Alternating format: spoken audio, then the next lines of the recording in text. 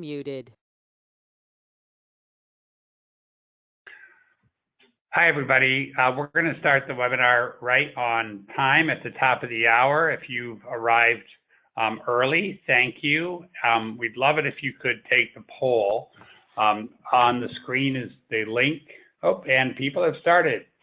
Menti.com and use the code 380382. Thank you.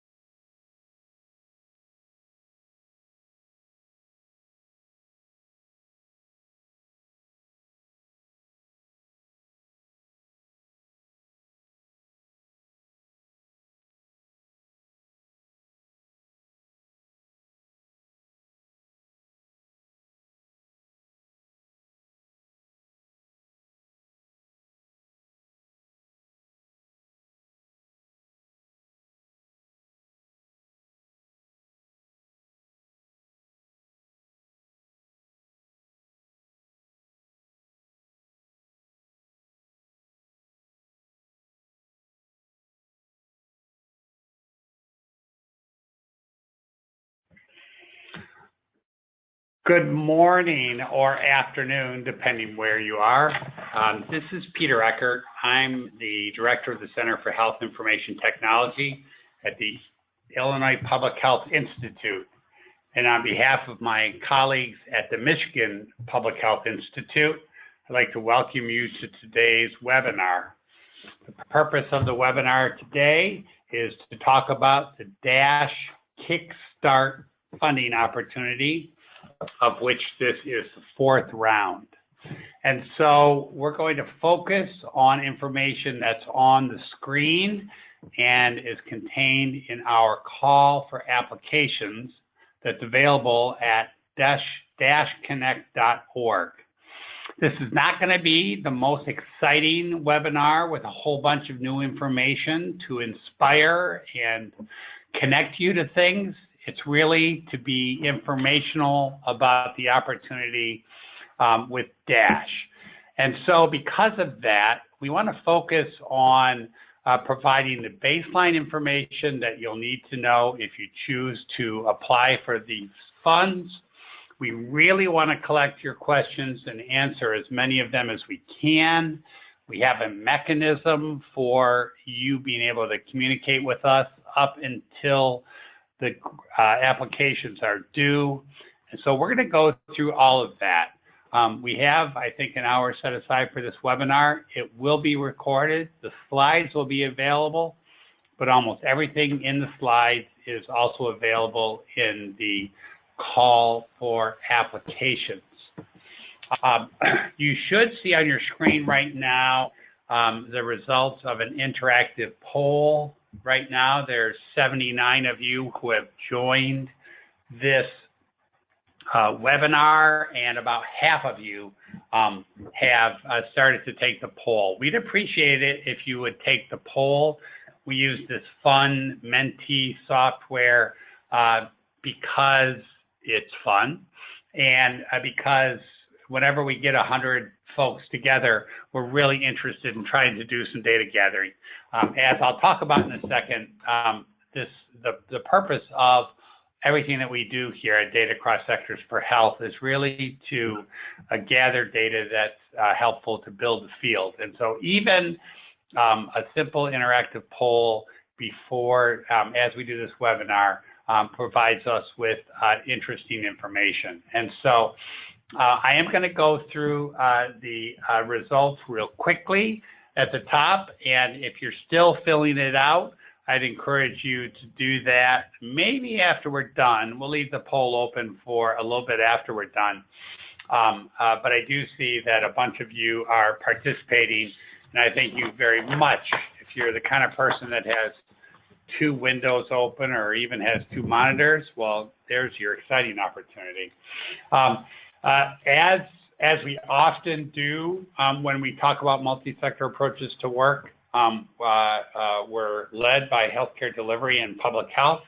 I'm glad to see representatives from other sectors that are in the webinar today. Intrigued that 12 of you think that or identify yourselves as in a sector not represented on the screen. So feel free to use the question bar on the screen to tell us what that something else is. All right, I think I can move this forward. So we're also asking about where you are on the collaboration framework. We tend to think of collaboration as moving forward in this way. You know, a lot of folks start out in silos, and then they start to work with organizations, and then they start sharing data, and then really the ultimate place is where organizations are actually sharing responsibilities for outcomes. Because of that, I am asking a question about alignment. Increasingly, when we talk about our work, we've always talked about it in terms of collaboration, but we're increasingly thinking about sort of how do we more closely align our work so that we're sharing around outcomes. And so that's why we ask this question, because we're interested in what folks out in the field are thinking about. And so you can see, you know, coordination and collaboration. These are kind of things coordination, collaboration, cooperation, all the long C words.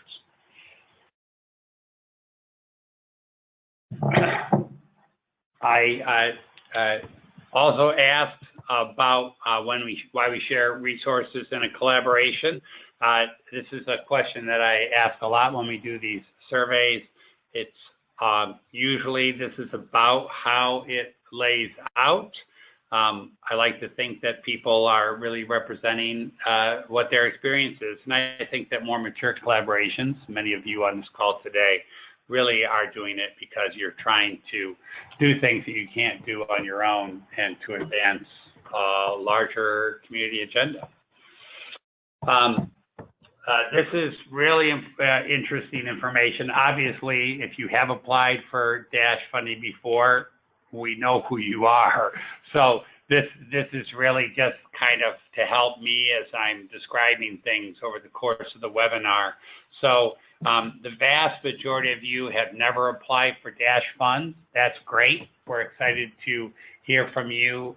We are really focused on trying to understand what's happening in the field and supporting your work. So this is great.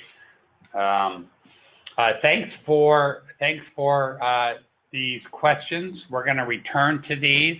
And so as I get off the screen for Menti.com, I'll just encourage it. I know my colleague Melissa Moorhead from Michigan is on the screen, is on the call and moderating, and so she will periodically flash the website and the code for you so you can participate. So I'm also joined here in Chicago by my colleague Swati Goyal, and Swati is handling the slides. And so Swati, if you will take control.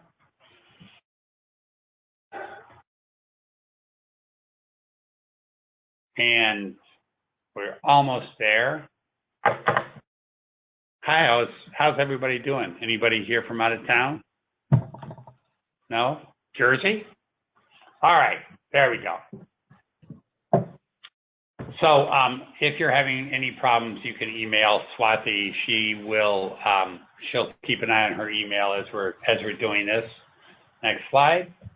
All the lines are muted because we've got now almost 100 people on call. So we will ask you to submit your questions on the little question panel. As I said, Melissa Moorhead from Michigan Public Health Institute is keeping her eye on the questions, and you can ask your questions there, and we will get to as many of them as we can. All right, so welcome. Thank you for your interest in data across sectors for health. So I'm not going to do very many of these introduction slides because I'm just going to assume that if you are interested in funding for the Kickstart funding from DASH, that you already have a sense for multi-sector approaches. But I do want to highlight that this work over the course of the last 4.5 years, as we've been a part of it, the nature of how we talk about multi-sector approaches has changed. For a long time, it was really just healthcare and public health, and then we started to talk about housing, and now we're talking a lot more about food insecurity and the importance of social services and community-based organizations. Lots of attention to economic development, community organizing, behavioral health, and substance use disorders. So there's just a lot of different ways that we think about how health is generated in the community.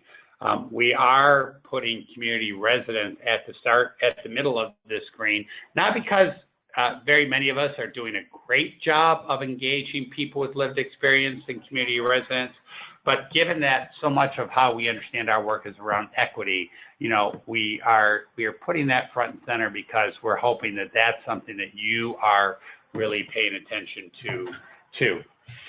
So DASH really has 3 things that we're concerned about. We're concerned about building the capacity of local community collaborations. We are concerned about learning the lessons and documenting that. And then we're really interested in how do we build the big field. You know, many of you are active in your local communities, but one of the benefits and great joys of working at Data Cross Sectors for Health is we get to see what's happening across the country. And it's exciting, and there's amazing things. I just was visiting with some of our grantees in the last couple of weeks in El Paso, Texas, and in Charlotte, North Carolina. I was in Jersey recently. I mean, folks are doing amazing things, and many of you are doing amazing things without even being funded. So we are interested in being a supporter to and a catalyst for some of the broad network building that comes around with DASH. Hopefully, you're already familiar with All-In Data for Community Health. You know, DASH is the National Program Office, and we provide funding and we do writing and publications, but it's as a part of All-In, because All-In is the bigger network that includes DASH, and as well as many really amazing partners who are also supporting this work with their funding. And so hopefully I don't have to describe All-In to you, but you certainly can get more information about it at allindata.org. So we get asked a lot, sort of what's the difference between DASH and All-In? And it would be the same question to say, what's the difference between the Build Health Challenge and All-In, or the Public Health National Center for Innovation and All-In? So the partners like DASH, we're focused on projects that have these things in common: data and information sharing, multi-sector partnerships, and true collaboration. All-In is about the big national impact. It's about the movement. It's about the big evidence base. And it really is a network where we are connecting peers to each other, because we believe that the problem that you're facing in your community, or the opportunity that you're trying to address, it's certainly local to your community, but you are not the only people who have ever faced this. Likely there are folks out across the country that might have experience or lessons or warnings that can inform and accelerate your work. And so if you're a part of All-In, you have access to these communities, you know, over 100 that are really working in this area. So I want to start talking about CIC-START. And in one sense, I'm going to read the slides. I know that's terribly boring, but I do want to make sure that we cover some of the important pieces, in part because we want people to apply. But on the other hand, we don't want you to apply if you're not ready yet or you're not eligible. One of the initial questions that I saw when people were answering our survey is, will this opportunity be offered again? And the answer is yes. This is actually the 4th round for CIC-START. We're going to offer another round later this year. And so it may be possible that you're learning about CIC-START for the first time, and after we go through this, you'll say, I'm really interested, but I'm not ready, or we're not ready. So that's a perfectly acceptable outcome. I mean, we'd rather fund a greater percentage of our applicants, and we certainly don't want you to spend time developing an application if you're not really eligible or if you're not really ready. So CIC-START really has purposes that I started to describe already. We want to make sure that we're supporting partners who are working together within multiple sectors around shared data. You know, ideally, you have a shared data system of some kind, and you're trying to expand it, or add new partners, or add new kinds of data, or do new things with the data. But we also recognize that $25,000 over the course of 6 months is a relatively small amount of money when you're talking about technical systems. So even though our focus is on building and expanding multi-sector data systems, we recognize that there are some activities that are not exactly about the technology, but sometimes about the things that you need to do in preparation. But everything related to the Kickstart grants needs to be about developing the community collaboration's ability to ultimately use multi-sector data. So there's a much longer list than what's on the screen right here about potential activities, but you know, there are some things that you can see that we're really interested. You know, advancing the capacity of an existing system or adding new data. You might be adding an entire system, unlikely for $25,000, but it depends. I mean, people are incredibly creative. You can test new kinds of governance models. I mean, one of the things that multi-sector data systems require is multi-sector governance. There is, with the focus on equity and people with lived experience and community engagement, there's really interesting work to be done to build that meaningfully into multi-sector data systems. There are some cases where work is sufficiently advanced that it needs to be, you know, documented in a very thorough and rigorous way. We're interested in hearing proposals for that. We also are interested if you are in a space where there is funding available, if you're able to leverage other funds, that is an acceptable use of DASH program funds. It's one of the reasons why we offer these in multiple rounds, and we're telling you now that we'll be doing round 5 later this year, because we know that sometimes these opportunities are not things that you can plan way ahead for. We really want this money to be available to you kind of as a just-in-time resource. So I want to remind everybody, you're welcome to ask questions anytime by using the question box in the little in the screen. It does look like we have 0 questions yet. So that means that you're all just waiting. So maybe as we get into the meat of it, you'll have some questions. So some pretty basic things. The contracts, as I've been saying, are for $25,000 or up to $25,000. Almost everybody asked for $25,000. We provide 90% on the award to start the projects and 10% after we get the final report. Right now, it says up to 15 organizations. I want to be clear, that doesn't mean you have to have 15 organizations in your collaboration. It means that we're going to make up to 15 awards. That's our bad. The projects typically we allow for 6 months. That's in recognition that A, it's a relatively small amount of money, and B, you know, we want these to be, you know, immediately meaningful for your collaboration. Really important times, June 28th, today is the 12th, so that's a little over 2 weeks from now. The applications are due. That's at 3:30 p.m. Eastern time. We tend not to fool around with that deadline, and we almost always have people who have a little problem. And as someone who applies for grant money myself, I understand that a lot of times you're wrapping things up right at the end, but please make sure that you have a little bit of time near the end in case there's a technical snafu.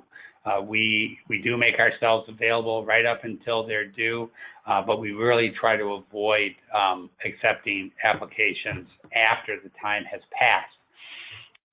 You'll see that we don't have a specific date in August when we will notify the awardees. That's obviously to give ourselves a little bit of room. I think we're really hoping to do it early in August. I would say probably even the first third or the first half of the month, because there is some administrative things we need to do between the time that we notify awardees and when we initiate the contracts on September 3rd. So I want to go through the eligibility criteria. So there's two kinds of criteria for the Kickstart grants. Just to be clear, there are eligibility criteria where you have to answer every single one, right? This is an all-in scenario. So you have to, and I'm going to return to that first bullet about the all-in community. So you have to represent strong, active relationships with 2 or more sectors, ideally 3 or more sectors. And that, when we say strong, active relationships among organizations, we're talking about you ought to have an existing collaborative, going on in your community. I've been a part of lots of collaborations where we came together for the money. They usually don't work. With $25,000 and a relatively short amount of time, it's not enough time to create the kind of trust that you need in a collaboration to actually get anything done. So if you don't have a collaboration in place, you don't already have trusted relationships, work on that first, and there's lots of support for that within the all-in community. We can tell you about how that works. In fact, there's lots of materials and resources available at Dash Connect and at allindata.org. So there are tools and ways and guidance to get to that point. But if you're not there, we will see that in your application, and you just won't be funded. So that is an eligibility criterion.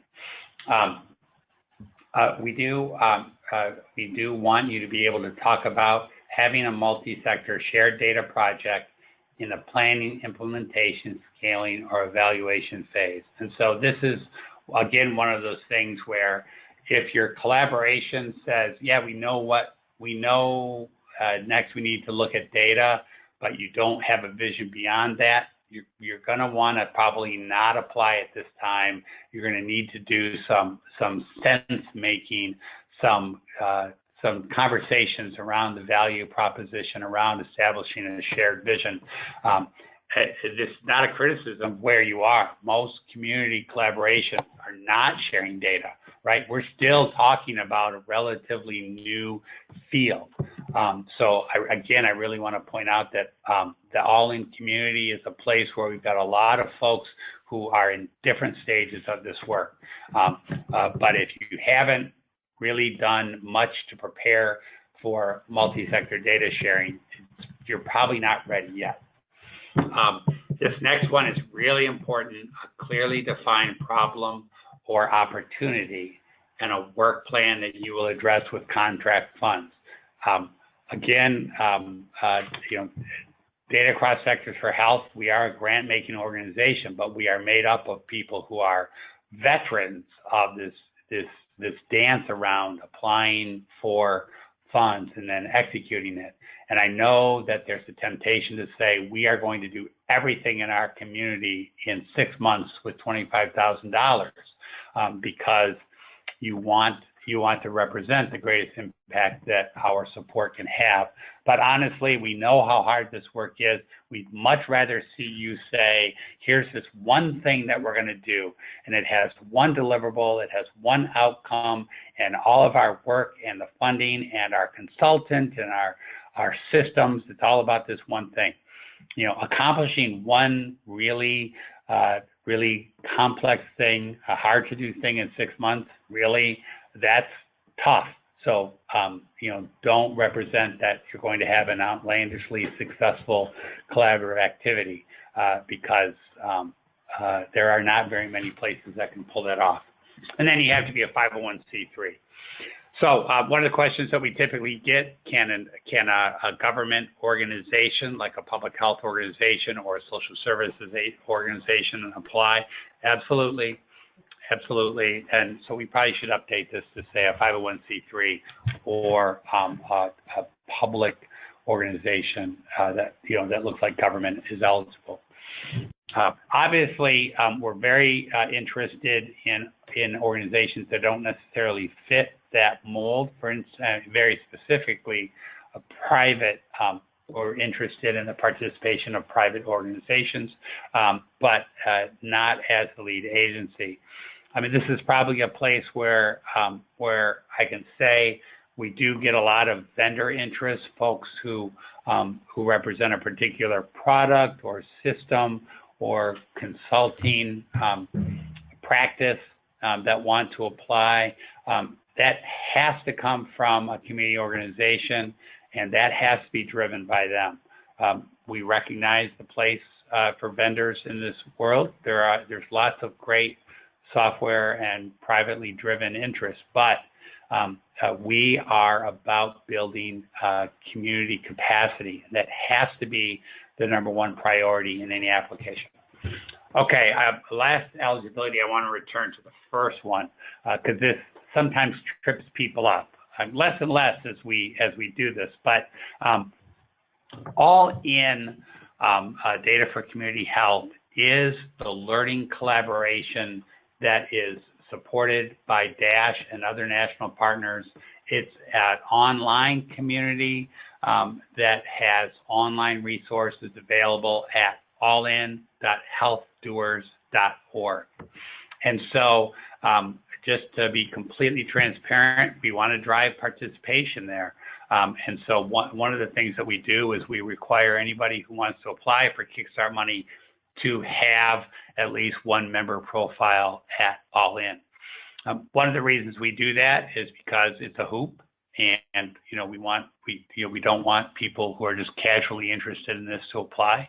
The other reason is we're not going to fund everybody who applies, but we really do strongly believe that there are useful resources and relationships available at All In within the community. And so if you're not ready yet and you end up not being funded, we want you to already have at least a place where there are resources and other folks who might help you get to the place where you can be funded. So this is how you join if you're not already a member. You go to allin.healthdoers.org and you will receive a questionnaire, and eventually, if you're selected for funding, you will fill out our capacity assessment, which is basically a community survey about how you are organized in your collaboration. So that's the eligibility criteria. I want to move on now to talk about the selection criteria. We had to come up with an acronym because that's what you do. And so the community impact contracts also come with this set of criteria that we're going to be looking at. So we do expect that your application will be strategic. Almost all of you are part of collaborations that do lots of different things, and we know that our funding will only be a part of that. But we want to understand how what we're doing, what we're supporting, builds your capacity and is connected to something greater in your community. I mean, selfishly, we want to learn not just from what our funding does, but what insights it gives to your community through that relationship. It needs to be timely, and that means that, again, it's the reason why we do these. We did 2 last year. We're going to do 2 this year. We want this to be something that addresses a very specific need or opportunity that's real for you now. That's both because we think that is more powerful, and it's also, honestly, you'll more likely be successful. Now, I should say success isn't just did you finish your project and get the outcome that you wanted, because this work is hard and sometimes it doesn't work. I mean, I can think about the 16 projects that we funded in the last round. I would say there's probably one that was, overall a failure, and another one at least where they significantly didn't meet their expectations. That is why we're asking you to be as specific as possible in your application about what you're going to do. But we are big fans of the idea of mixed results, which is that even when you have everything in place and you have all the right people and all the conditions are right, multi-sector work and community in community context is just hard. And so we expect that in most cases, some of the stuff that you plan to do will be successful, and some of the things won't be as successful. So that's why we want you to be as transparent and realistic as possible in your application. We want your project to be actionable, which really means, are the conditions set in your community so that the thing that you want to do is actually going to happen? If you have too many things, too many kind of prerequisites that have to be met in order for you to be ready to use the funds, that means you're probably not ready. Replicable. This is a little bit of a tricky one because most of these projects are usually hyper-local, right? So they're responsive to conditions in your own community, and each community is unique. However, we recognize that there are lessons, even if it's not exactly about your data system or exactly about your data partners. And so as you think about talking about replicability, it's really more about describing, the elements in your application, in your proposal that might spin off lessons for others.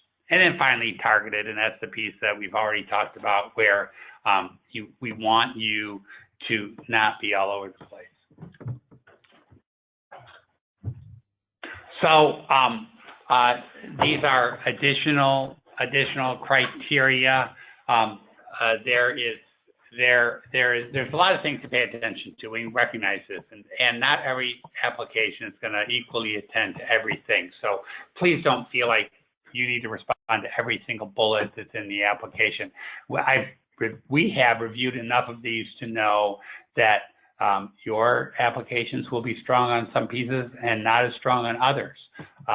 You have to meet all of the eligibility criteria. You do not have to 100% realize every selection criterion.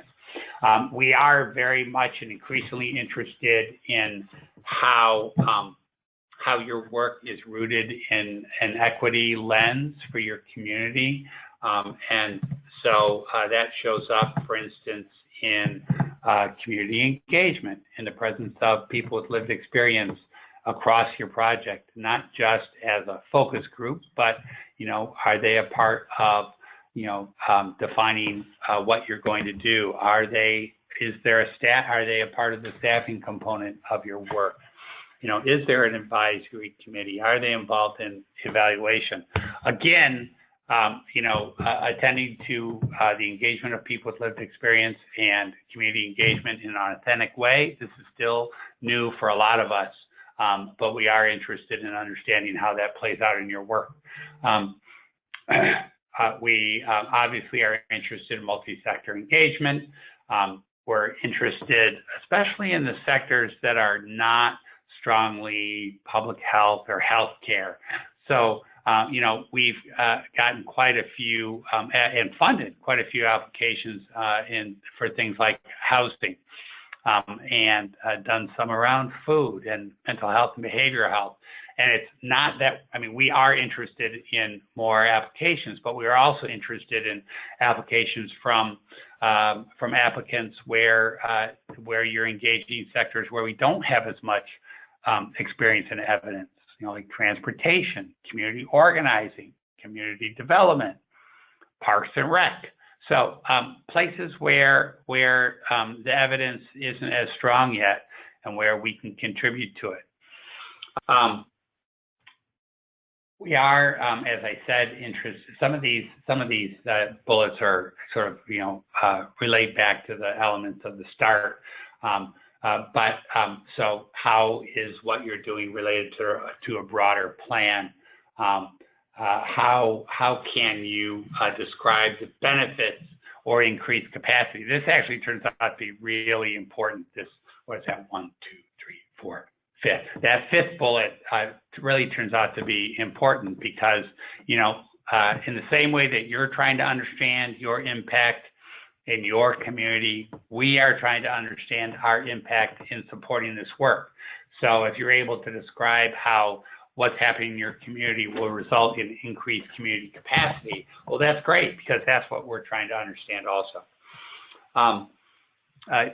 We have identified the All-In Network as the place where these projects will be monitored. And so, if you have some experience within All-In, you can probably talk about that.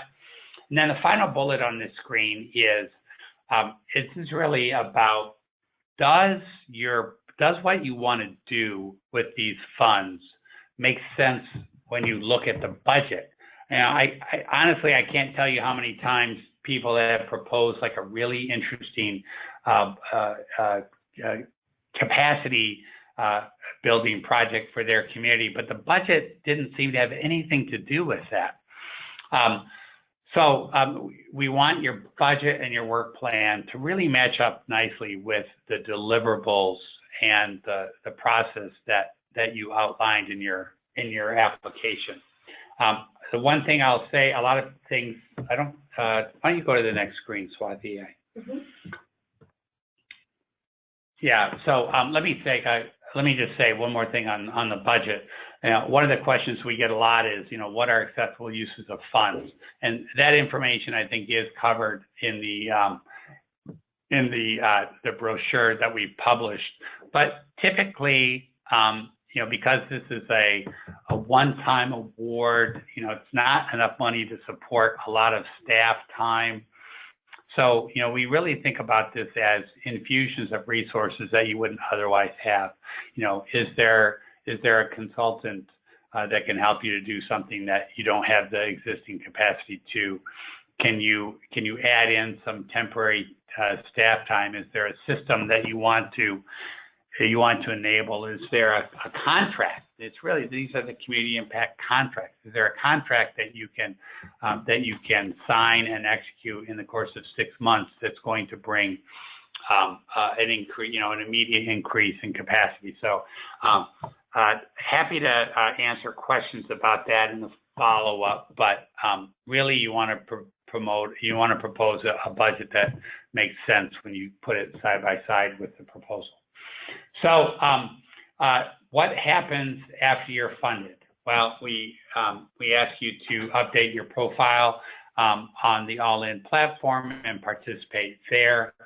We will have periodic check-in calls with you. We used to do them every month. We think for this round, we might do them every 1 to 2 months, just so that you have more staff time to do your work and we have more staff time to do ours.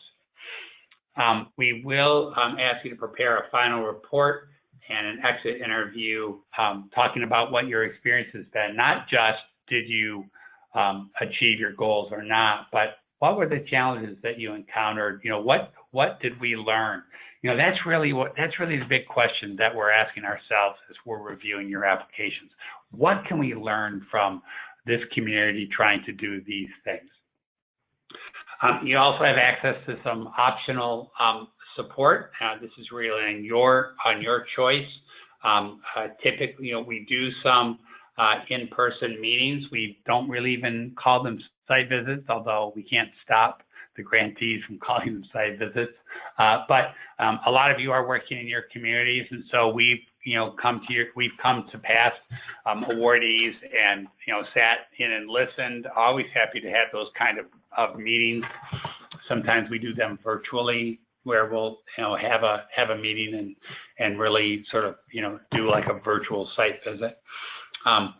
We have a robust communications capacity here at the DASH program office, and we always offer to our awardees to help create new materials that help to tell your story. There's evidence of that, examples of that at the All-In site. We will help you to document your activities and outcomes, again, because that's what we're here for. We're here to document that and then share it widely. And then we do a lot of support for meeting travel. We like for you to go out and tell your story at meetings and conferences, symposia, and so we support travel for that. I mean, that's also a hint. Don't put meeting support into your budget, because if we fund you to do this, we'll probably fund you to go to a meeting and talk about it. So the application link is right there, dashconnect.org/kickstart. These are the information that you will have to provide. I'm not going to read that to you. All the information is there. Because we do use the Robert Wood Johnson Foundation system for creating applications, RWJF has created this a set of 8 tips for a successful application. And yeah, I'm going to read them because, you know, we still got time. The time, as I said, is fairly inviolate, so please make sure that you meet it. You can contact us at any time at info@dashconnect.org. That email is received by Swati Goyal, and Swati has everybody on the team, and will bring in the right person to help answer whatever question you have. It makes sense for you to complete your application online rather than offline.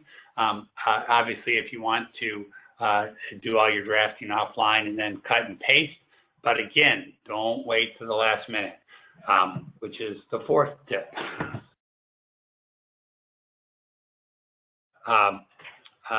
If you do start an application and then decide that you want to restart it, please don't create a duplicate. We can help you fix the original one. We've been doing this for a while, and we can help you with that. Please make sure that this is kind of like if you're my age and you remember when you used to have to hit save every time you were working on a document because your computer might crash. In this case, your computer and our computers are probably not going to crash, but you can save yourself a lot of headaches by hitting save frequently. And if you're not familiar with the RWJF system, it has different sections, and so you save a section and then you move on. So I would just say save as frequently as you can. At the end, after everything is saved, you're not done. You still have to hit submit. And then the last piece of advice is please make sure you've got somebody else who can complete this if you are going to have a problem right near the end. All right, I want to go to questions now, and I'm looking at the screen, and right now I see one question, and so maybe there's a second question. I'm going to answer the questions that are, I'm sorry, there are 2 questions. Thank you, Swati. So I'm going to answer both these questions. Although my screen is so small, I don't know if I can see all the questions. Speaking of computer ability. All right, so the first question is, can you go back to the info needed supply, supply 1, slide, we're going to make these slides available. So they'll be available at the Dash Connect site, hopefully as early as later this afternoon, and certainly by tomorrow. And so all the slides will be there. And really, all of the detailed information on the slides is also in the call for abstracts. So you can find that information there. All right, the second question is, or the first question is, oh my gosh, why is my screen only showing? All right, yes, we get this question every time. Can an organization submit more than one application if they have more than one project that aligns with the opportunity? Yes, you can. Just be honest, I don't believe that we've ever supported an organization twice in the same round. And so, yes, you may submit more than one application. Recognize that it's highly unlikely that more than one would be funded. If you're going to do 2, make sure you do a really good job with both of them.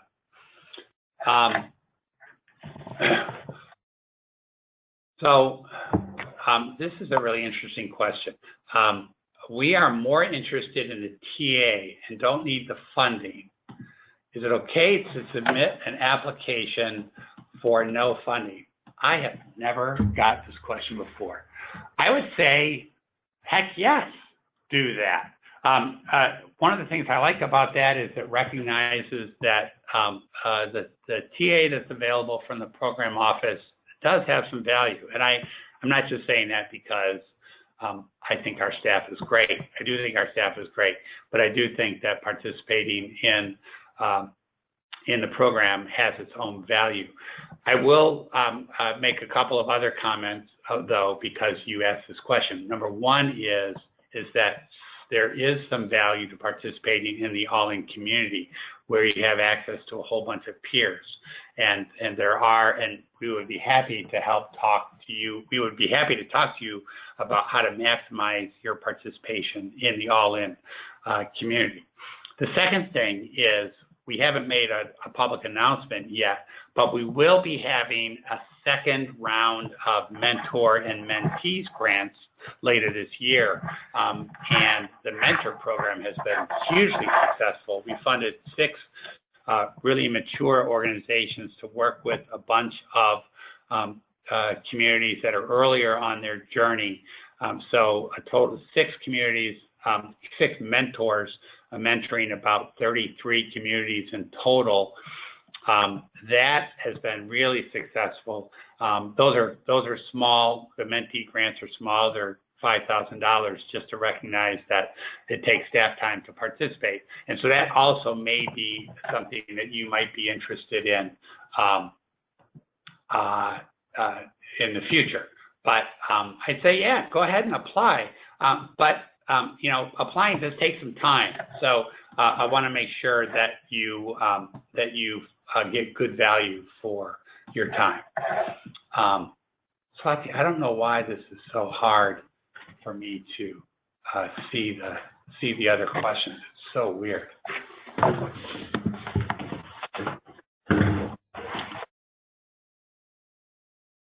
That's not a whole lot better. Okay, the next question. We are community collaboration without 501c3 status, and our lead agency, the local public health department, is our fiscal sponsor. Yes, you still apply. In this case, I think you probably have the public health agency as your as the applicant, and then represent the collaboration.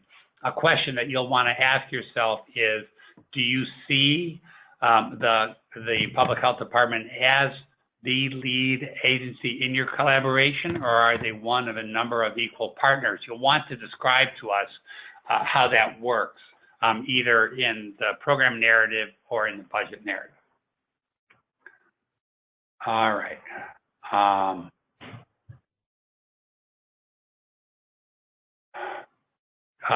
Can 2 organizations apply for funding if they would be working collaboratively on the same project? No. If it's one collaborative project, decide who your lead agency is, and then make the application on behalf of the collaboration. And so it's fine if you want to say, we have a partnership of 2 organizations that really leads this collaboration together. In fact, that's really what the DASH program office is. IPHI is the lead, but really we are a co-equal partnership. So we understand that model, but you have to have just one organization that applies. All right. The next question, could a statewide collaboration of data sharing agencies apply for support of their data visualization efforts? So this is a little bit tricky, and so I'm going to say maybe, which if this is not helpful enough, please send us an email and ask for more clarification. We don't typically like to support statewide collaborations just because with $25,000, it's tough to see the impact. However, if if what you're suggesting is a data visualization effort that would have payoffs in lots of communities, I mean, I think that's something that we'd be interested in hearing about. For the purposes of the application, you'd probably want to pick a community or a small number of communities where you could demonstrate the impact, because that's the tricky part of what we're trying to do with the Kickstart grants, right? We want you to be focused enough so that you can show that you're going to have an impact, not a community health impact. We don't expect that you can change community health outcomes in 6 months, right? But we're talking about an impact on your capacity to do action in the future. So honestly, we don't really think that can happen with $25,000 across a whole state. So you'll want to tell us how you can show a demonstrated impact, and that's why we typically support communities. All right. I want to go. Here we go. Really sorry about this. You'd think that with the number of times we've done this webinar that I know how to do the question answering, because you guys are asking great questions. I really appreciate it. Okay. I finally figured out how to use my own computer, so things are really going to look up for the last 10 minutes or so. 7 minutes. All right. Just FYI, we will answer all questions that we don't get to right now. We'll publish frequently asked questions to the website. So there's a very long question where we are leading a multi-sector collaboration. We're in the planning stage and moving to implementation. We have some questions about the best approach to data sharing, given that our participant organizations already have existing data systems that are different from one another. We would use Dash funds to engage a consultant to learn from our partners and then develop recommendations. We haven't identified a consultant. Would our application be stronger if we had a consultant identified? Would it be possible to get Dash support to help us identify a consultant once the funds are awarded? I'm going to be very directive here, is that 6 months is not a lot of time to start the process to identify a consultant, hire the consultant, get the consultant prepared, and have the consultant be able to execute their work. So we don't want to force you to identify and hire a consultant before you're ready. And the part of the question, yes, we certainly have helped other folks identify consultants. I'm just saying that this is an interesting idea, but just as a general point for everybody still on the webinar, if you don't already have consultant relationships in place, it's tough to make them happen in a relatively short amount of time. I guess I would say one of the things you might want to consider is polling the data-informed people in your partnership and see if any of them have ideas about how to accelerate this process, so you can propose something that's both realistic for your situation and I guess just realistic for your situation. Okay. You mentioned that there will be another section selection later this year, and we answered that. The next RFP is a request for applicants will be in hopefully in September. Okay. Can the government entity be the fiduciary for this grant? Yes, I think we covered that earlier. We are a regional health coalition with a fiscal agent that we use for a 501c3 status. Yes, that's fine. I guess this is an opportunity where I can say $25,000, you want to make sure that you're not using a lot of that. We don't allow more than 10% or so for indirect. And so if your financial relationships, require those folks to take a big chunk of that money, you would be reflecting that in your budget, and that wouldn't be very appealing for us. Okay. Oh, this is a great question. Can you describe one or two specific collaboratives that were successful with this funding? So if you go to allindata.org, you will see a list of a lot of the 100 or so communities that were funded by all different projects. You can also go to dashconnect.org and look on the awardees tab, and there you can see projects that were funded previously under CIC-START. And so there's lots of ways to learn about them. We've written some of them up. We have basic descriptions. All of them are represented on the All-In platform at healthdoers.org. If you have listened to our podcast, which is kind of like this, me talking. No, actually, it's not like this at all. It's other people talking, but me asking questions. So some of our past Kickstarters are featured on the podcast. So there's lots of ways to learn about folks who have successfully used Kickstart. Do you look for a sharing of the budget across the partners in the collaborative? We do. Obviously, if the money goes to just one partner in a collaboration, it doesn't really look like it's supporting the collaboration as a whole. On the other hand, if you have 5 organizations in the collaboration, it might not make sense to distribute the funds equally among them. What's more important than, an arbitrary distinction there is for you to describe in your budget narrative what you're going to use the funds for and why. And if you make a compelling case, we'll see that. How are we doing for time? We got 2 more minutes. I'm going to keep answering questions, and then I'm actually going to keep answering questions, and then I'll keep answering them until we're done. If people need to get off the webinar, I totally understand that. Look to dashconnect.org for more information. We'll post the slides. We'll have an archive of this webinar if sitting through it the first time wasn't enough. And we'll also have to frequently ask and answer questions. I'll also make a final pitch for the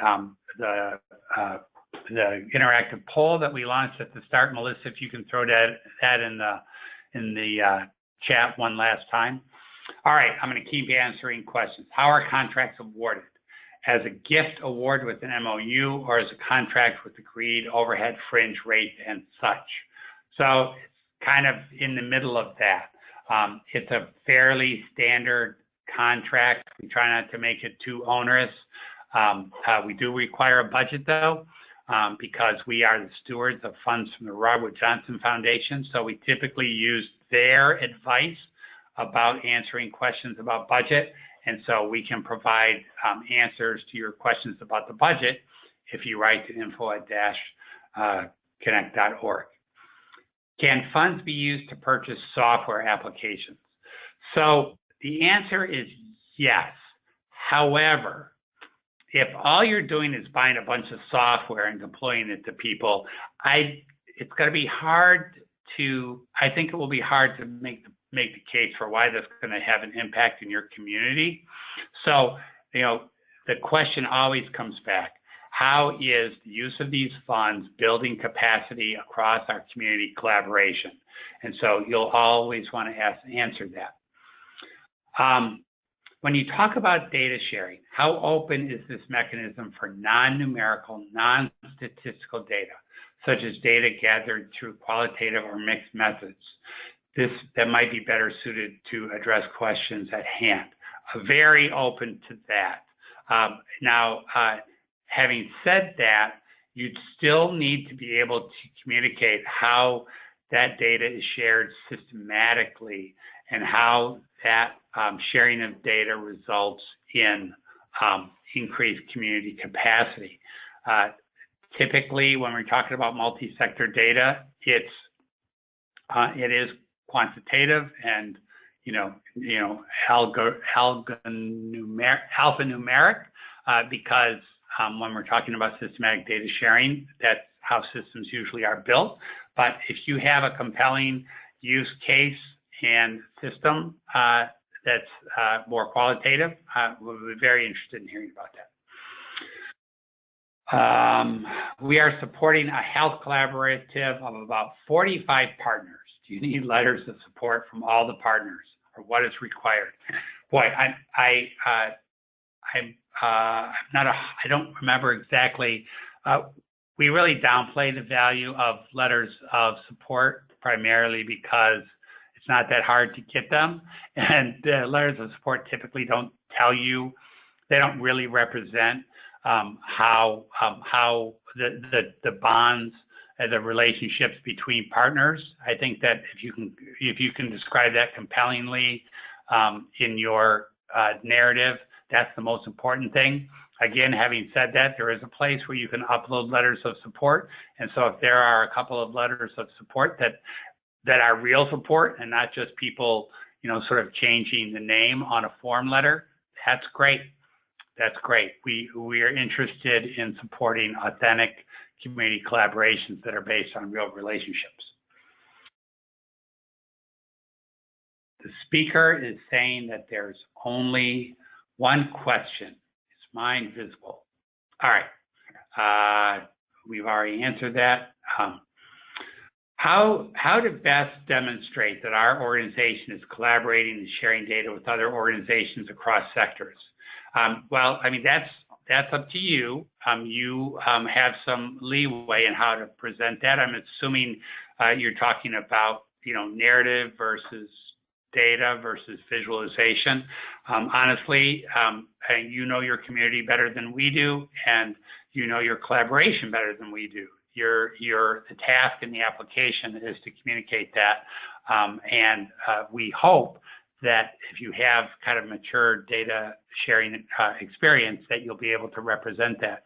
I will say that we're open to different descriptions. And if what you're asking in the question, though, is we have a history of collaboration, how do we demonstrate that? I think that you can talk about the work that you've done together, and the arc of the history of your collaboration. How it has resulted in meaningful interactions and meaningful change, or, meaningful attempts anyway. That's the kind of thing that we're looking for there. Is Dash interested in funding a collaboration who already has an established data sharing platform, but are looking to enhance its existing platform? Yes, that's one of the accepted use of funds.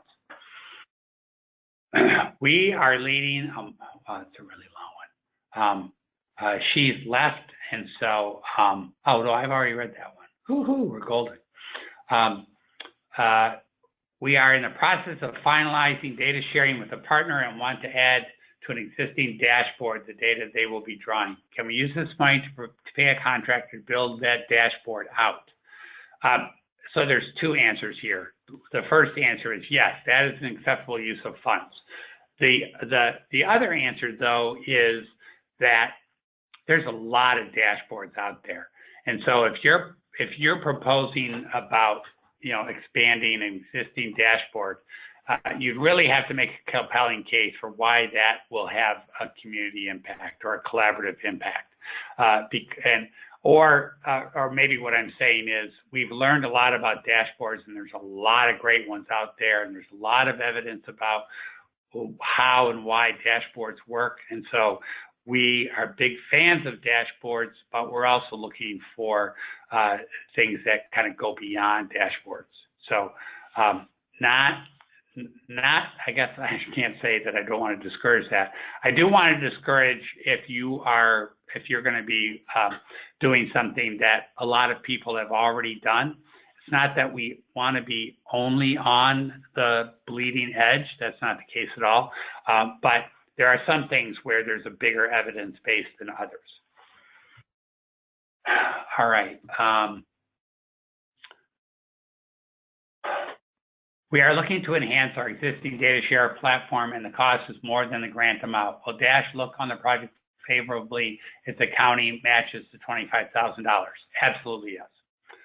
Do both collaborative partners need to be a part of the all-in network, or just one? Really, both. Certainly because we use the all-in platform to support the awardees after the awards have been made. We'll want the collaborative members to be there anyway. And honestly, the time it takes to join is relatively small, so we don't think it's a big burden to ask your significant partners to be involved. So yes, you can apply just with one, but in this case, it looks like your question is, there's two primary partners. Yeah, they should both join. Would funds be used to do a 2-day design thinking community training? That's a really good question. Certainly funds could be used to support design thinking. But to what end? That's really the question that we keep asking. To what end? How does that build the community's capacity? If you're only proposing a 2-day training, I mean, I can't speak to how much that ought to cost. Would that take all of $25,000? Then you would have to make the case that just having done the training will have an impact on community capacity. Can you combine that with some other activity that's about building on that? That might be stronger. Again, for all people still in attendee, there's about 50 of you still listening. You want to say, this is how we're going to use the funds. This is the outcome that we're going to deliver, and this is why it's going to make a difference in our community. It looks like we finally got to the last question. I really thank you folks for hanging on. I appreciate it. Would creating a social determinants of health dashboard using publicly available data and connecting resources to address some of the SDOH align with the funding goal? Again, this is that same answer I gave earlier. Yes, it does align with the funding goal. And even though I didn't go into great detail about the social determinants of health, I think it's understood that that's what we're concerned with, that data across sectors for health. So yes, that would be an eligible use of funds in that it's creating a multi-sector shared data system. But again, there's a lot of dashboards out there. I mean, one of the questions that I would ask is, are you creating something that already exists someplace else? Or is there a reasonable substitute available that get you most of what you need so you can do something else? Not just with our funds, but at all. There is an explosion in dashboards, and there's an explosion in things, like City Health Dashboard that we're very familiar with. If you live in a city where they have a City Health Dashboard, I would really wonder, why aren't you using the one that's there already and it's free for you to use? Why aren't you doing the next thing? So we got through all the questions. We used a little bit more time than we planned, but I'm happy to have gotten through all of them. We will write these up and post them, and we will answer other questions that you thought of. On behalf of all of us, I didn't say this enough at the top, but we're very, very honored to hear your ideas. We are not going to fund all of them. We never have funded everybody who's applied, so I doubt that's going to happen this time. We are going to make selections based on how I described the work, and we recognize that what you're doing is interesting and hard and complex, and we thank you for your effort, and we look forward to your applications. We're going to wrap it up there, and thank you for your time. And again, over the course of the next 16 days, I'll be happy to engage with you. Thank you very much.